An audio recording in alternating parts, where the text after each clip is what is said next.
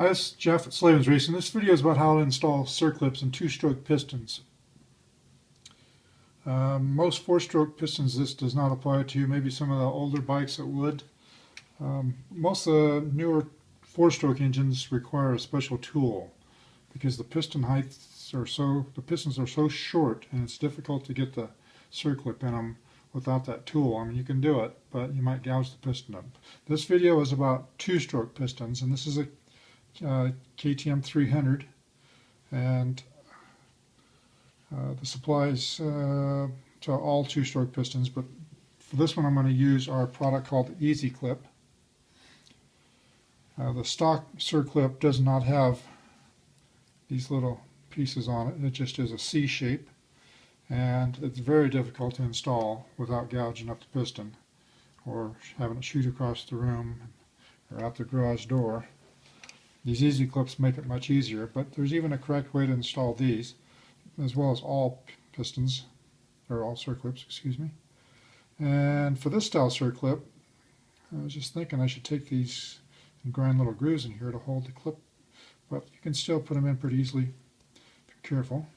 So I squeeze them all the way in, and then I stick it in there, and then I reach in and pull it out just a little, or I take the wrist pin and push it over and get it in position. You heard it just click just then, so I know it's in this groove. I always want to hear that little click sound. So from there, guys always want to know what position it should be in. So if the circlip was sitting like this with the open ends to this side or pointing to this side, think of a C. So if the open ends were to the side, at each end of the stroke, so the piston stops here, stops at both ends of the stroke, there's pressure on that circlip that makes it want to flex in like this. Normally that's not going to be a big problem, and if you put yours in that way, don't rush home and rip it apart. It's not a big deal. Where it might be a problem is if you would miss a shift and over rev the thing, or have a crash where the throttle's stuck on you while the bike's laying there on the ground and you're rolling down the hill. Some situation like that, to where the thing is over revving.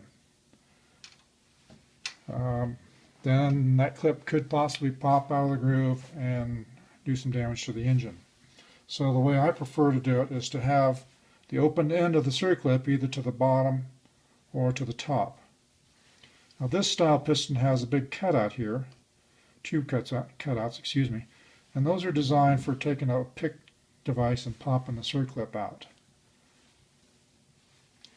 But the problem is that's less area to hold the clip in, so I don't like having the ends down there where those cutouts are, so I rotate it all the way up and have the ends, have the open end at the top. That way I've got really good engagement all the way around here.